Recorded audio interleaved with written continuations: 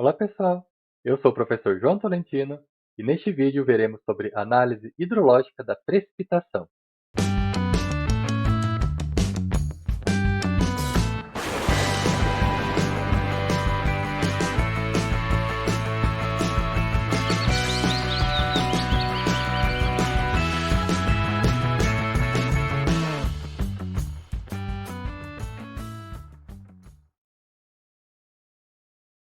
A precipitação é um dos mais importantes elementos do ciclo hidrológico e muitas vezes é tido como ponto de partida para os estudos relacionados a ele.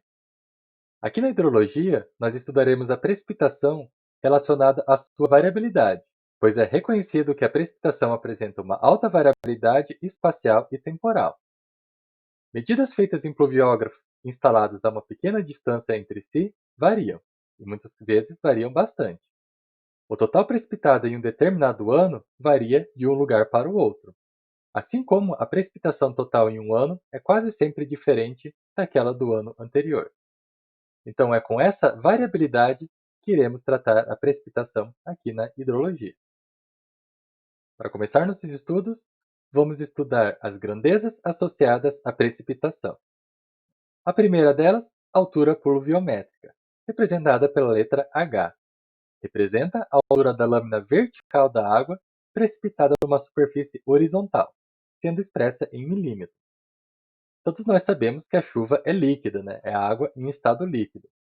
E sendo um líquido, seria muito mais comum a gente tratar ela na unidade de volume, ou seja, litros ou então metros cúbicos, né? Só que para a precipitação é muito comum trabalhar nessa unidade de milímetros, pois ela independe da área, né?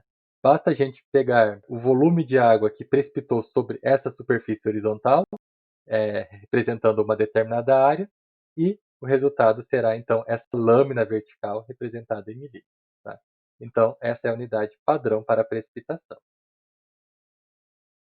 Segunda grandeza, o tempo de duração T. Período de tempo entre o início e o fim da precipitação. Ou seja, né, resumidamente, quando ela começa e quando ela termina. Considera-se que eventos separados por mais de 6 horas são eventos distintos. Tá? Então, aqui também precisamos fazer uma consideração que eventos que estão separados por menos de 6 horas podem ser considerados um único evento, o que é muito comum. Digamos que em determinado dia, às 10 horas da manhã, começou a chover. De repente, às 11 horas parou essa chuva. 12 horas voltou a chover novamente. Podemos considerar que esse como um único evento de precipitação. É bastante comum esse chove um pouco, para um tempo, volta a chover novamente. Mas caso essa pausa não seja superior a 6 horas, tá? Consideramos tudo isso como se fosse um único evento de precipitação. Aqui para considerar o tempo de duração quanto à altura pluviométrica. E claro também para considerar essa terceira grandeza, que é a intensidade. É a variação da lâmina precipitada em um intervalo de tempo. Tá? De forma bem simples, nós tomamos a altura pluviométrica H e dividimos pelo tempo de duração T.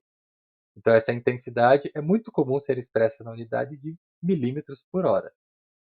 Essas grandezas elas podem ser medidas através de um registro de precipitação, como este mostrado no gráfico, ou então nessa tabela aqui ao lado. Tá? Então, esse gráfico representa os valores também naquela tabela. Aqui mostra um tempo em horas, né? A hora do dia, então 0, 1 hora, 2 horas, né? Meia-noite, 1 hora da manhã, 2 horas, 3 e assim por diante, né? Até 18 horas foi colocado aqui porque foi um evento de precipitação único. Tá? Aqui a gente vê também uma brecha, né? Um intervalo aqui às 4 horas da manhã sem nenhuma precipitação, mas, claro, como a gente viu anteriormente, somente vamos considerar eventos distintos se esse intervalo fosse maior que 6 horas. Então, uma brecha aqui de 1 hora não descaracteriza isso aqui como um único evento de precipitação.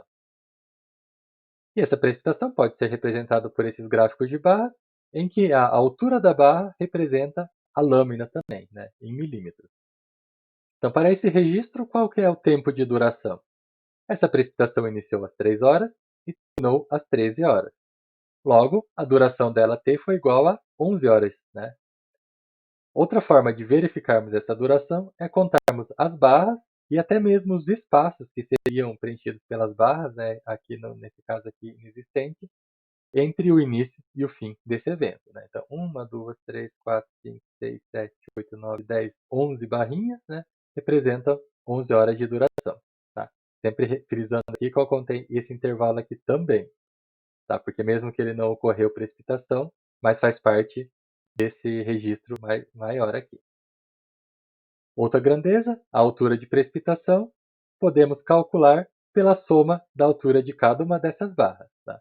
Ou até nesse caso, somar os valores da tabela, que talvez me pareça até mais fácil. Então, começa somando a partir das 3 horas, 3 mais 0, mais 4, e assim por diante, até o final desse evento de precipitação, que ocorreu lá às 12 horas, 5, e às 13 horas, mais 1. Né? Faz essa soma toda, o resultado dela é igual a 61 milímetros. Né? Ou seja, né, choveu 61 milímetros nesse intervalo das 3 horas da manhã até as 13 horas da tarde. A outra grandeza é a intensidade média, representada aqui pela letra I, é a fórmula H dividido por T, ou seja, 61 dividido por 11 igual a 5,5 milímetros por hora. A intensidade média ela considera, como a gente pode ver por essa fórmula, todo o tempo de duração. Então, das 3 até as 13 horas, houve, em média, 5,5 milímetros por hora. A gente vê que essa média é um valor bastante alto para alguns momentos, né? Por exemplo, esse momento inicial e o momento final, assim como é um valor baixo para alguns momentos de precipitação, como aqui às 7 horas em que houve 12 milímetros apenas em uma hora. Né? Então, por isso também é muito comum nós representarmos a intensidade máxima com algum intervalo de duração. Tá? Começando aqui, qual que é a intensidade máxima para uma hora de duração? Eu vou pegar a maior barrinha dessas, né, ou o maior valor que foi apresentado nessa tabela, já que o tempo aqui está dividido de hora em hora, e aplico nessa fórmula, né, H dividido por T. Então, a maior precipitação foi às 7 horas, de 12 milímetros, e com duração de uma hora. Então, a intensidade máxima com uma hora de duração é de 12 milímetros por hora. Então, nesse evento, houve em algum determinado intervalo de uma hora, uma precipitação de 12 milímetros por hora. Também posso, e na verdade devo, considerar outras durações. Por exemplo, aqui, 2 horas de duração. Qual que é a intensidade máxima com 2 horas de duração? Então, talvez um erro muito comum é a gente pensar, eu vou pegar as duas maiores barrinhas. Eu pego essa aqui de 12 milímetros e pego essa aqui de 9 milímetros e somo, né? Isso aqui está errado. A gente deve pegar a maior soma de duas barras, né? Ou então, lá na tabela, de dois valores que sejam adjacentes entre si. Tá? Porque essa chuva aqui que ocorreu às 7 e às 9, ela não tem 2 horas de duração. Ela teve até um espaço de uma hora entre elas. Então, 2 horas de duração é contígua, né? A duração adjacente. Então, eu preciso ver qual que seria a maior soma de duas barras adjacentes. No caso aqui, eu já sei que seria essa aqui das 6 horas e das 7 horas. Né? Então, 8 milímetros mais 12 milímetros dividido por 2. A intensidade máxima com 2 horas de duração é de 10 milímetros por hora. Muitas vezes a gente tem que fazer uma tentativa de erro. Então, eu somo essa com essa com essa, para descobrir qual que é o maior valor. E a resposta é uma só aqui, né? A intensidade máxima. Então, a maior intensidade com 2 horas de duração. E para outro período de duração, 3 horas de duração, qual que é a intensidade máxima? Tá? Então, como eu já fiz esses cálculos anteriormente, eu vou passar aqui a parte da tentativa e erro, mas é a soma dessa precipitação que ocorreu das 7, às 8 e às 9 horas. Tá? Então, 12 mais 5 mais 9 milímetros dividido por 3 igual a 8,7 milímetros por hora. Então, a máxima intensidade em um intervalo de 3 horas foi de 8,7 milímetros por hora. Resumindo esses valores, colocando eles aqui junto, para uma hora a intensidade máxima foi de 12 milímetros por hora, para 2 horas foi de 10 milímetros por hora, para 3 horas foi de 8,7 milímetros por hora, e vocês podem experimentar fazer isso aqui para muitas outras durações, para 4, para 5, para 6 e assim por diante. Né? O que a gente vai observar, uma tendência, é sempre que essa intensidade máxima ela vai diminuir. Tá? Isso aqui não é uma coincidência.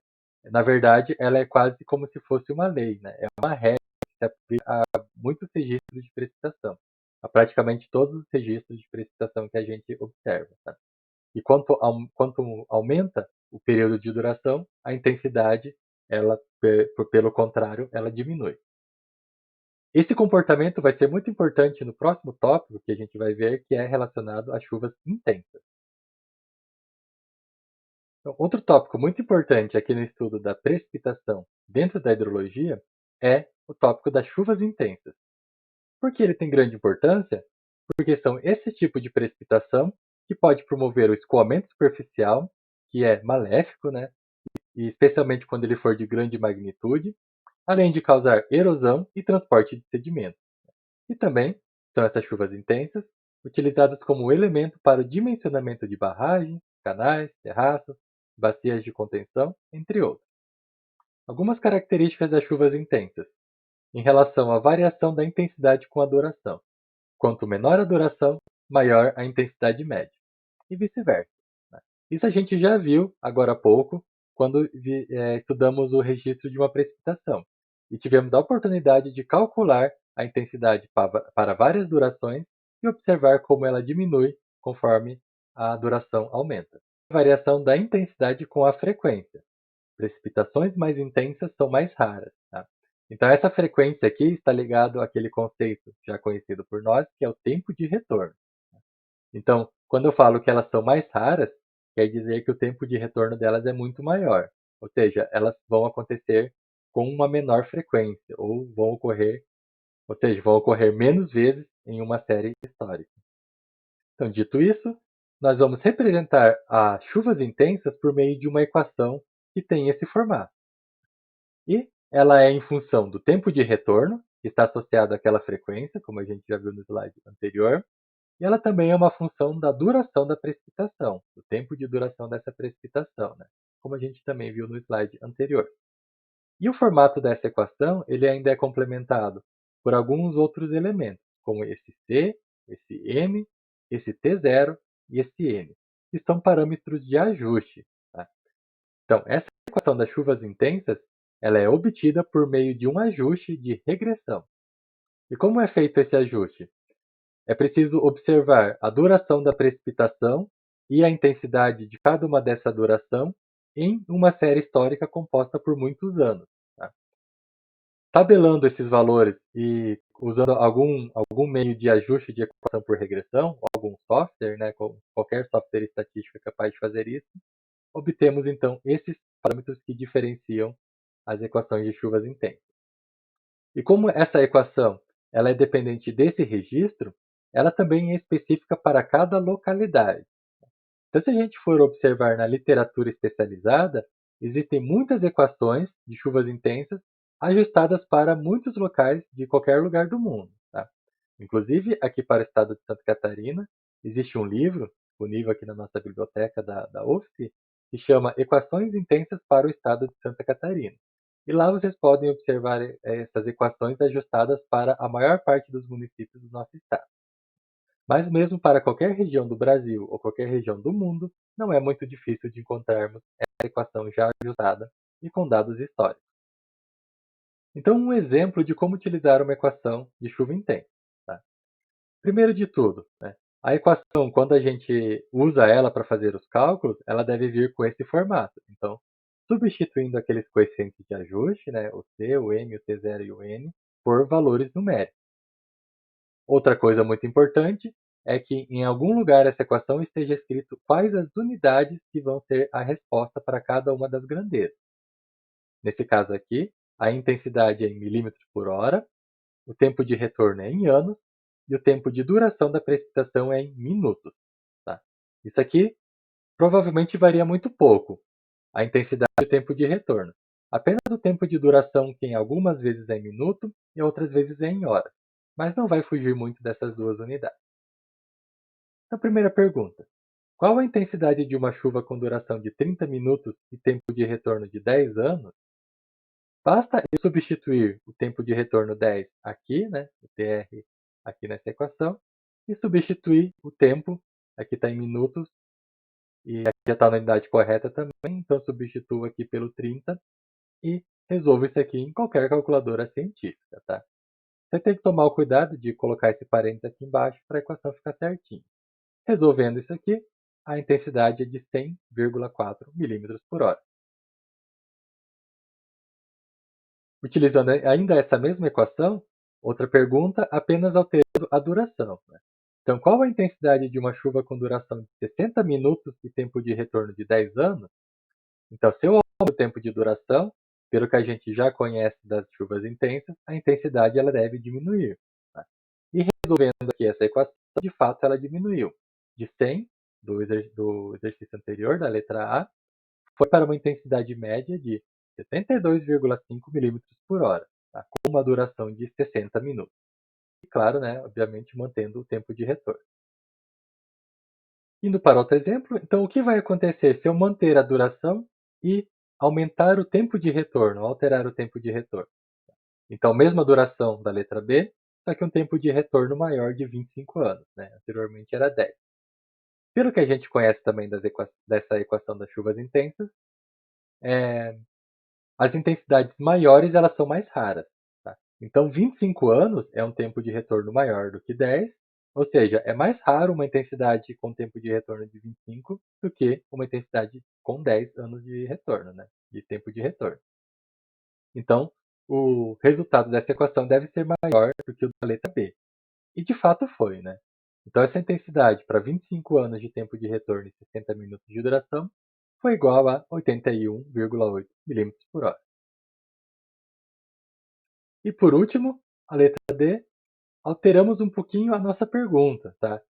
Aqui para perguntar qual o tempo de retorno e não mais a intensidade. Então, como ficaria esse exemplo? Qual o tempo de retorno para uma chuva de 7 milímetros por hora e duração de 24 horas? Então, eu parto dessa equação novamente, só que agora eu não tenho mais a grandeza que eu quero calcular, que é a intensidade explícita aqui, né? Agora eu quero calcular o tempo de retorno. Então eu coloco 7 milímetros por hora aqui, o tempo de duração de 24 horas. Então eu coloquei aqui dentro desse parênteses já transformando a unidade, então tem que tomar muito cuidado com isso, né? 24 horas para transformar em minuto, 24 vezes 60. E a gente só vai precisar de um pouquinho de álgebra para isolar esse tempo de retorno. Não é muito difícil, né? Pego tudo isso que está dividindo aqui, passa multiplicando aquele 7, pego isso aqui que está multiplicando e passa dividindo, e depois essa potência ela tem que passar como inverso, né? Ou uma raiz, não uma raiz quadrada, né? Porque aqui a potência não é ao quadrado. Seria uma raiz de 0,1324. Tá? Mas na calculadora científica isso é facinho de fazer. E a resposta para essa pergunta, o tempo de retorno é igual a 6 anos. Tá? Então sempre lembre-se que devemos arredondar o tempo de retorno para um valor inteiro. Tá? Não é muito adequado apresentá-lo como um valor decimal. Ok, pessoal? E assim encerramos esse nosso vídeo sobre análise da precipitação dentro da hidrologia. E muito obrigado por assistir a este vídeo.